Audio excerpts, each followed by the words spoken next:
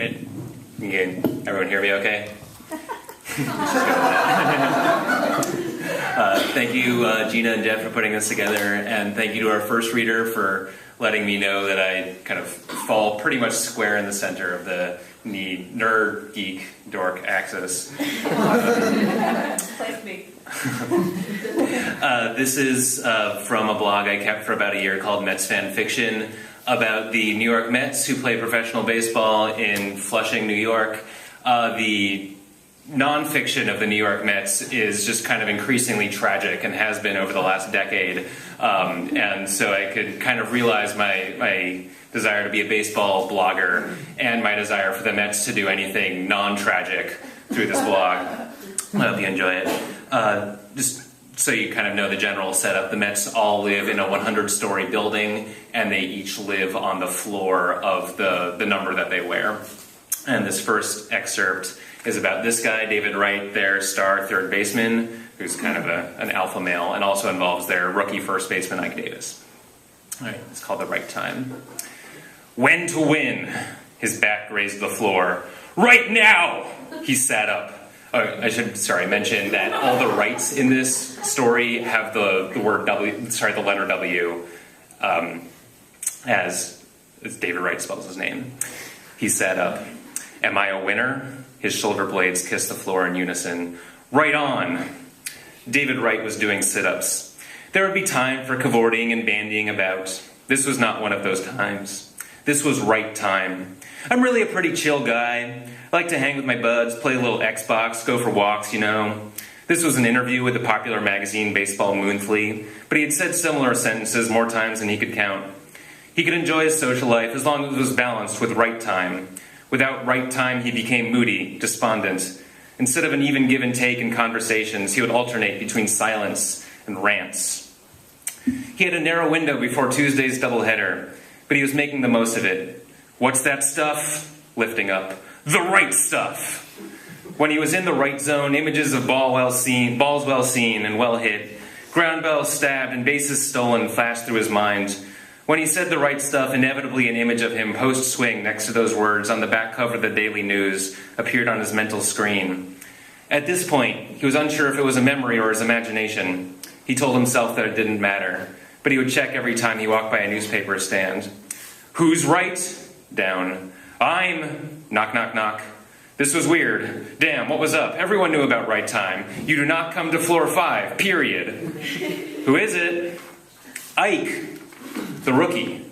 He'd been on the team a week. The kid didn't know. Don't be angry, David. The man didn't know. He stood up and leaned casually on a pillar. Come on in, son. Ike entered, and David offered up a high five. High five, good to be alive. He was trying to channel some more of the right energy, but there was no denying it. The flow had been broken. Sure is, said Ike. Say, we're facing a knuckler today. That's like going on a jungle safari and seeing a blue whale. And let me guess, said Wright, flexing, you've never been whaling. Ike nodded. Well, then sit down and grab yourself a coconut, Ishmael. Old Queequeg's going to tell you how it is.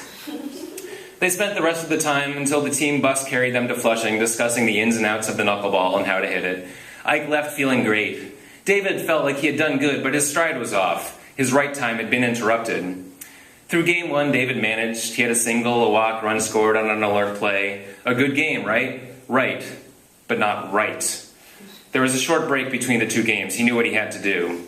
But this would be tricky. He needed privacy, and there was no obvious place to find it.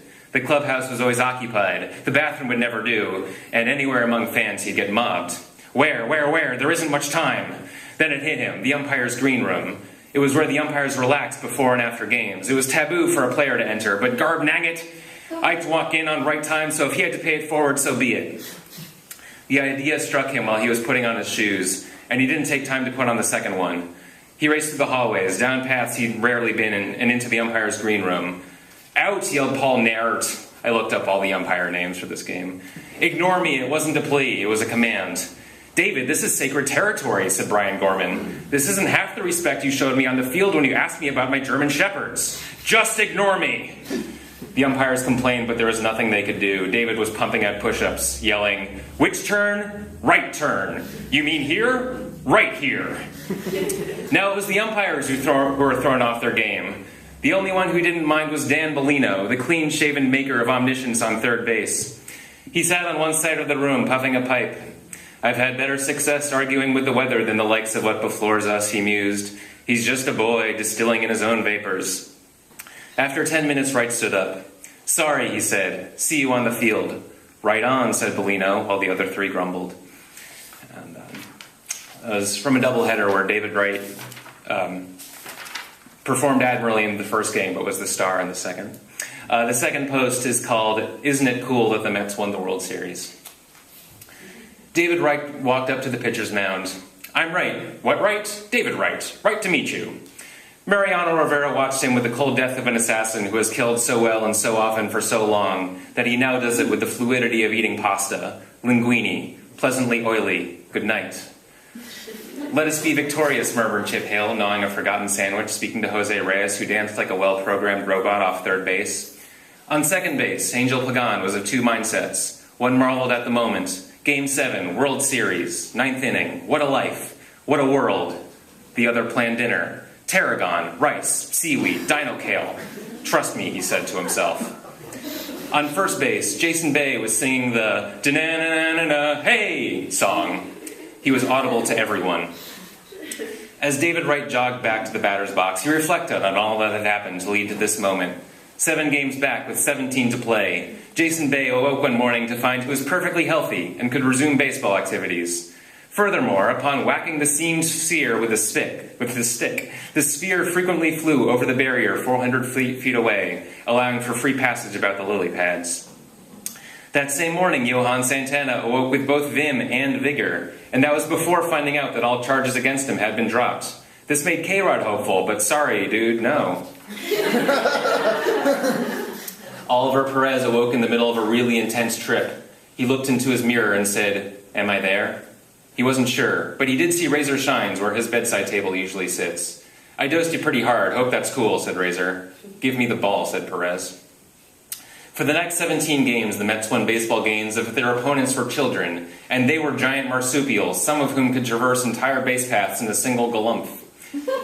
One game was won because right at the moment that Chase Utley was to whack a John Lee slider most decisively, he was attacked by sparrows. He swung his bat wildly at the birds, missing them and also the baseball, and so the game ended, and the Philly fanatic was so despondent that he wrote a letter to an ex, trying to impress her with the depth of his existential flair. Another game was won because at a crucial moment in the 7th inning, Jeff Wilpon bought the Marlins, fired all of their employees, including the baseball players, so they had to forfeit the game. Wilpon then sold the Marlins because he felt they were a shaky investment. Most peculiar of all was that time when disciplined at-bats, well-executed pitches, enough hits for some of them to be timely, and some prudent managerial decisions resulted in a win against a somewhat less talented team. The game created enough of a stir to be covered as a non-local interest piece in Russian newspapers and quantum entanglement. The result of these things and more was that the Metropolitans finished first in their divisions with the Philistines as wild card. In the first round, things were looking desperate against the Redbirds. Razor Shines took Chris Carpenter out for dinner. The next day, Chris's curveball didn't curve, but Oliver Perez was able to make the ball invisible. No one was sure how literally that was happening.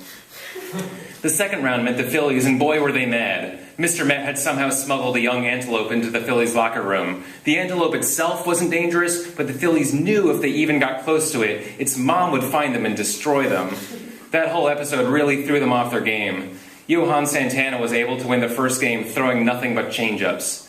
The Phillies swung every time, including once when Jason Worth struck out before the pitch had even been thrown. Is that even possible? Worth asked Umtar the umpire. Stop making excuses, said Umtar, basically peeing on the field. In another game, every batter got a hit every time. It wasn't clear how innings were changing with no outs, but somehow they were. The umpires, managers, official scorer, and Krang held a meeting and decided that to reduce the silliness of the game, the teams would alternate at bats, and whichever team got a hit, followed by getting the other team out, would be victorious. Ike got the hit, then through an extrapolation of the hidden ball trick, became the pitcher and struck out Ryan Howard on his patented pie ball. I throw the ball exactly as if I were throwing a pie, he said into any number of microphones after the game. It usually works. In the World Series, the Mets' opponent would have been the Texas Rangers. However, they were disqualified from the tournament due to a series of unfortunate events.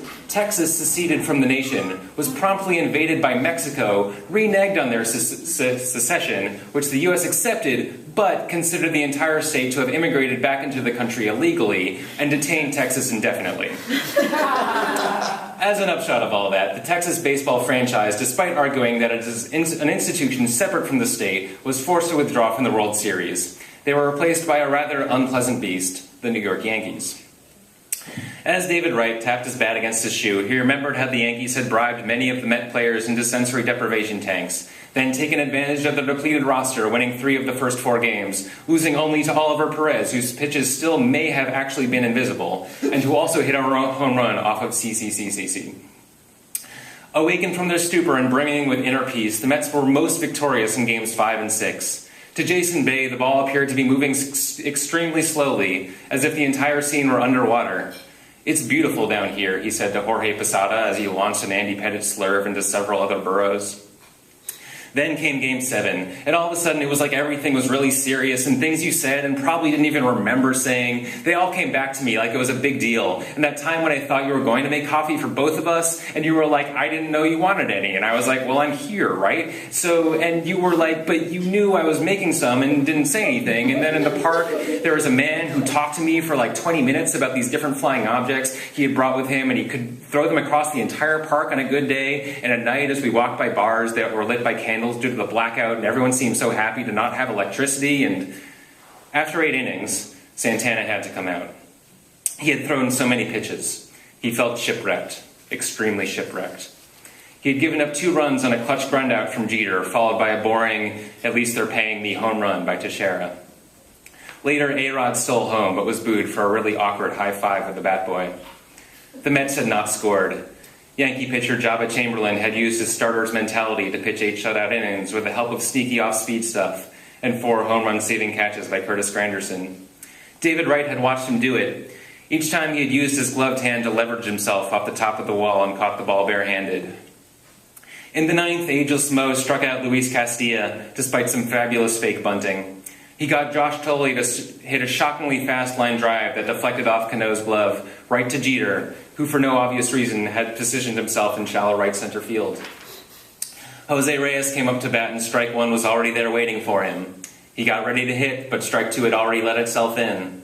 Then Rivera, toe absent-mindedly on the mound, dropped the ball, and it rolled lazily away.